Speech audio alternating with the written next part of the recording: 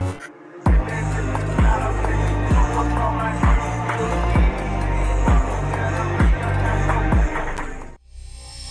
guys, welcome to Off the 10th Beer Reviews. My name is Chris, and today we're going to do a stout. That's right, it is stout season, and you know what? Why not drop this on a Stout Sunday, for sure. This beer I'm about to drink was expensive, I'll tell you right now, and of course it was from my next door neighbor, or right behind me, pretty much. Counterpart Brewing, that's right. This is Circle by Counterpart Brewing. This was expensive. This is not the base.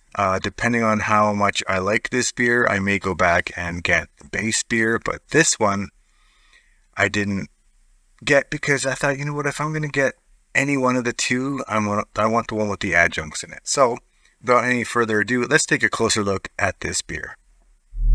Alright, this beer is obviously called Circle. It is an Imperial Stout aged 26 months in a blend of 5-year and 7-year Heaven Hill bourbon barrels and conditioned on dry banana, raw coconut, toasted coconut, and a blend of Ugandan and Madagascan vanilla beans. That's a mouthful. It's coming in at 13% alcohol by volume.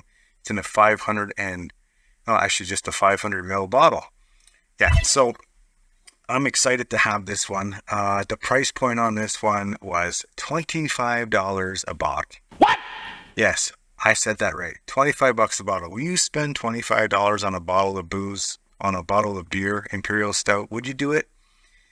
This is why I went with the adjunct one, because I don't know if I could. This is probably going to be delicious. Don't get me wrong. However, is it going to be worth the $25 to go back and buy if they still have the base? So, took the wax off already. That's probably why it's $25 a bottle, because, you know, all the labor of putting wax on these things, right? So, let's get into this. I'm excited to have this one. And again, a little bit of smoke, I guess you want to call it. A little bit of steam, whatever's coming out of the top of that bottle. All right, got my trusty snifter. Let's pour it. It's kind of nice. Oh, that's black. That is so black. I'm going to try going a little bit more aggressive. And now pour the whole thing in there. 13%. It's a big boy. It's a whopping 13%. Yeah, it's black. It is coming off black. It is black. You cannot see anything through that. I'm holding it up to the light there. And yeah, you can't see anything. Not even getting that little bit of a ruby redness or a little bit of a lighter brown at the bottom. It's just black. And you know what? I want to smell this, so I'm going in right now, real quick. Oh my god, this has huge hints of chocolate. There's huge hints of chocolate, and there's a huge banana hit too. Chocolate covered bananas. You had me at chocolate covered bananas. There is a little bit of that bourbon barrel scent to it. You get a little bit of that oakiness on the nose, and a little bit of a vanilla hint as well. I mean, they're using vanilla beans obviously on this one, so it's nailing what it said, except for the coconut part. I'm trying to pick it up, but I'm not really getting it. The chocolate is huge on this one. Like, this has a Hershey's syrup chocolate scent. That sweet Hershey's syrup, not even a semi-sweet cacao bar, as Joe the Beer Patrol, shout out to him, would say.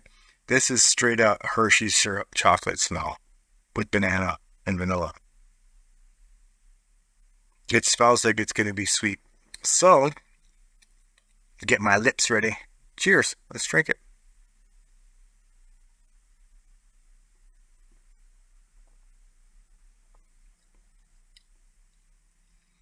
Wow. So, wow. This is fucking good. Spoiler alert. It's giving me sticky lips. And it's fucking delicious. Body and mouthfeel on this one. It's full. It's viscody. It's syrupy.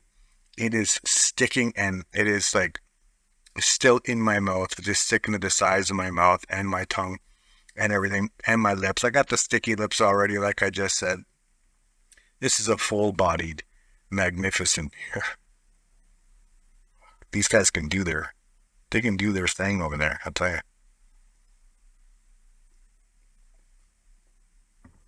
Creaminess for sure. Very little carbonation on this one, which I wasn't really expecting it to have a huge carbonation. You're probably losing a little bit. Going through the barrels, sitting around. This one came out a little while ago. I want to say a couple weeks ago. So obviously that's not the reason why the carbonation is gone. It's just not a very big carbonated beer. This one's one of those ones you can sit on for a long time, like I normally do with these Imperial Stouts. I'm going to sit on this one, and I'm going to sit on it and drink it, and it's probably going to take me a couple hours. Now, the booziness on this one, no, there's no astringency going down my throat. I gave it a little bit of time to breathe, which is normally what I do. But there is a warming in the chest, I'm not going to lie, and I like it, especially when it's a nice cooler night right now. This is why these beers are the best during stout season. Now, what I'm getting on the taste is interesting because it is totally 100% sweet. There's a semi-dry finish at the very end, but the sweetness goes from the very front to the very end into the very kind of semi-dry finish on it. No bittering whatsoever. So if you guys don't like sweet beers, I do. They're my jam. This one might be one of those one and dones. Obviously, it's 13%, but I mean, if you kept going with this one, you might get sick of the sweetness on this one. I like this stuff, and you know what? For one and done, I could drink this all night and be okay with it because it's going to take me all night to drink. Taste-wise. Okay, Hershey's chocolate syrup all day. A little bit of a chocolate, a little bit of a coffee note too, the roasty, toasty stout qualities in here. The vanilla is in there big time. I'm probably getting it from the beans themselves as well as the buyer out the barrels. Got the Heaven Hills barrels. Bourbon barrels were where it was conditioned in.